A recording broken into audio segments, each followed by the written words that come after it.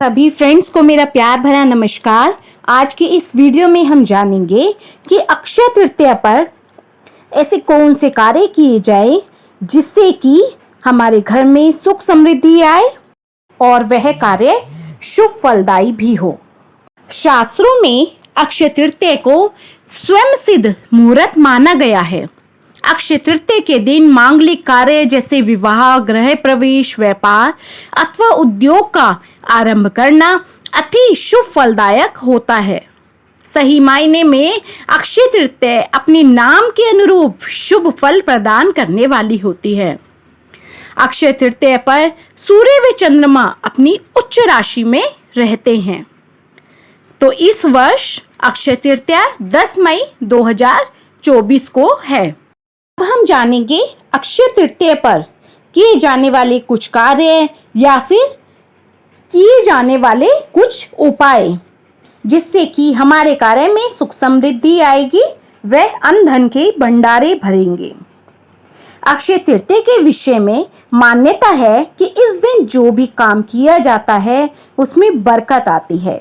यानी इस दिन जो भी अच्छा काम करेंगे उसका फल कभी समाप्त नहीं होगा। अगर कोई बुरा काम करेंगे तो उस काम का परिणाम भी कई जन्मों तक पीछा नहीं छोड़ेगा। नया वाहन लेना या गृह प्रवेश करना, आभूषण खरीदना इत्यादि जैसे कार्यों के लिए तो लोग इस तिथि का विशेष उपयोग करते हैं। मान्यता है कि यह दिन सभी के जीवन में अच्छे भाग्य और सफलता को लाता है, इसलिए लोग जमीन जायदाद संबंधी कार्य, शेयर मार्केट में निवेश, रियल एस्टेट के सौदे या कोई अन्य बिजनेस शुरू करने जैसे काम इस दिन करते हैं और या फिर आपको करना चाहिए। धरती पर देवताओं ने 24 रूपों में अवतार लिया था। इनमें छठा अवतार भगवान परशुराम का था। पुराणों में इनका जन्म अक्षय तृतीया को ही हुआ था। इस दिन भगवान विष्णु के चरणों से धरती पर गंगा अवतरित हुई थी। सतयुग, द्वापर व त्रेता युग के प्रारंभ की गणना इसी दिन से की जाती है। शास्त्रों में इस मान्यता को वर्तमान में व्यापारिक रूप दे दिया गया है, जिसके कारण अक्षय तृतीया के मूल उद्देश्य से हटकर लोग खरीदारी में लग जाते हैं। वास्तव में यह वस्तु खरीदने का दिन नहीं है। वस्तु की खरीदारी में आपका संचित धन खर्च होता है। कहा गया है कि बैसाख के समान कोई मास नहीं है, सतयुग के समान कोई युग नहीं है, वेद के समान कोई शास्त्र नहीं है और गंगा जी के समान कोई तीर्थ नहीं है। उसी तरह अक्षय तृतीया के समान कोई तिथि नहीं है।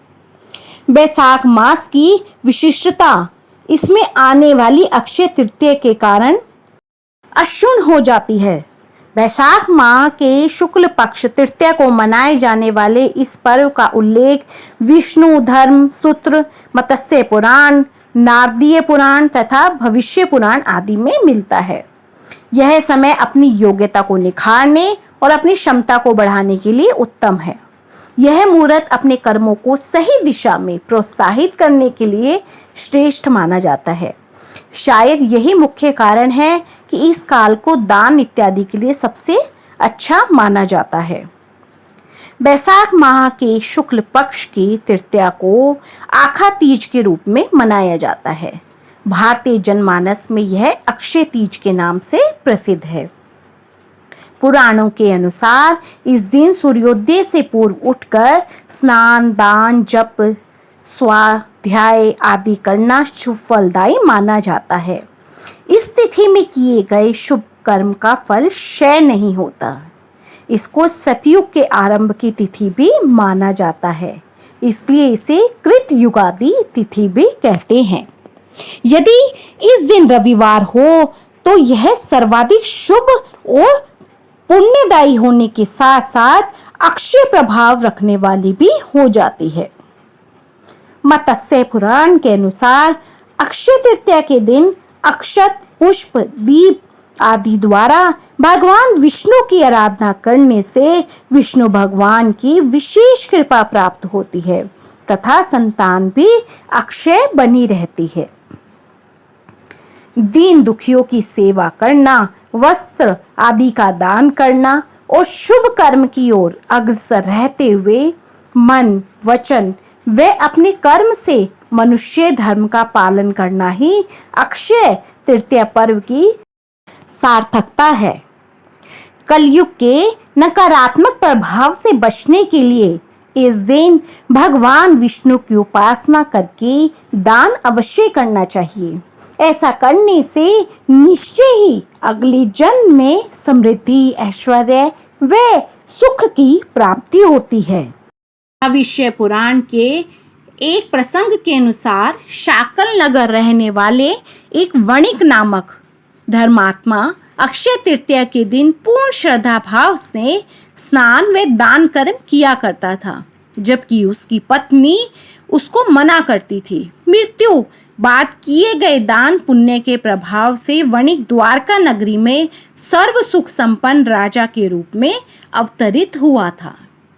इस दिन पवित्र नदियों में स्नान कर सामर्थ्य अनुसार जल, अनाज, गन्ना, दही, सत्तू, फल, सुराही, हाथ से बने पंखे, वस्त्र आदि का दान करना विशेष फल प्रदान करने वाला माना गया है।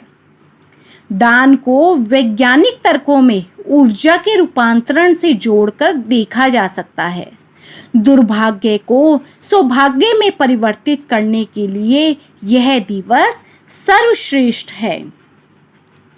यदि अक्षय तृतीया रोहिणी नक्षत्र को आए तो इस दिवस की महत्ता हजारों गुना बढ़ जाती है। ऐसी मान्यता है कि किसानों में यह लोक विश्वास है कि यदि इस तिथि को चंद्रमा के अस्त होते समय रोहिणी आगे होगी तो फसल के लिए अच्छा होगा, और यदि पीछे होगी तो फसल अच्छी नहीं होगी। इस दिन प्राप्त आशीर्वाद बेहद तीव्र फलदायक माने जाते हैं। भविष्य पुराण के अनुसार इस तिथि की गणना युगादि तिथियों में होती है। सतयुग, त्रेता और कलयुग का आरंभ इसी तिथि को हुआ। इसी तिथि को द्वापर युग समाप्त हुआ। रेणुका के पुत्र परशुराम और ब्रह्मा के पुत्र अक्षय कुमार का प्राकट्य इसी दिन हुआ था। इस दिन श्वेत पुष्पों से पूजन कल्याणकारी माना जाता है। धन और भौतिक वस्तुओं की प्राप्ति तथा भौतिक उन्नति के लिए इस दिन विशेष महत्व है। धन प्राप्ति के मंत्र, अनुष्ठान व उपासना बेहद प्रभावशाली होते हैं। स्वर्ण, रजत, आभूषण, वस्त्र, वाहन और संपत्ति के क्रय के लिए यानी खरीदने के लिए यह दिन विशेष बताया गया है। बिना पंचांग देखे इस दिन को श्रेष्ठ मुहूर्तों में शुमार किया गया है। दान करने से जाने अनजाने में हुए पापों का बोझ हल्का हो जाता है और पुण्य की पूंजी बढ़ती है। अक्षय तृतीया के विषय में कहा गया है कि इस दिन किया गया दान खर्च नहीं होता, यानी आप जितना दान करोगे उससे कई गुना आपके अलौकिक कार्यों में या अलौकिक कोष में जमा हो जाता है। मृत्यु के बाद जब अन्य लोक में जाना पड़ता है तब उस धन से दिया गया दान विभिन्न रूपों में प्राप्त होता है।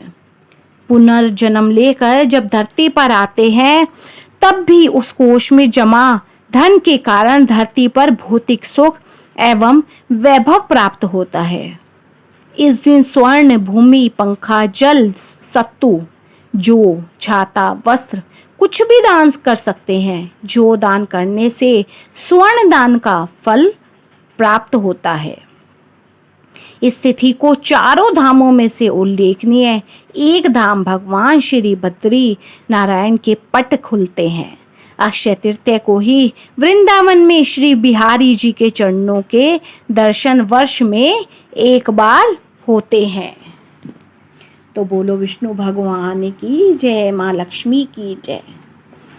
तो आपने देखा कि अक्षय तृतीया का दिन कितना अधिक फलदायक है, शुभ है। इसमें कितने सारे हम ऐसे कार्य कर सकते हैं कि जिसमें हमें मुहूर्त देखने की ज़रूरत नहीं है। तो सभी को अक्षय तृतीया की हार्दिक बधाई। तो फ्रेंड्स, आपको मेरी ये वीडियो पसंद आई हो तो मेरी वीडियो को ज़्यादा से ज़्यादा लाइक, शेयर एंड सब्सक्राइब कीजिए और न्यू वीडियोस के लिए बेल आइकन ज़रूर दबा दीजिए ताकि न्यू वीडियोस का नोटिफिकेशन आपको ऑन टाइम मिलता रहे। बोलो विष्णु भगवान की जय।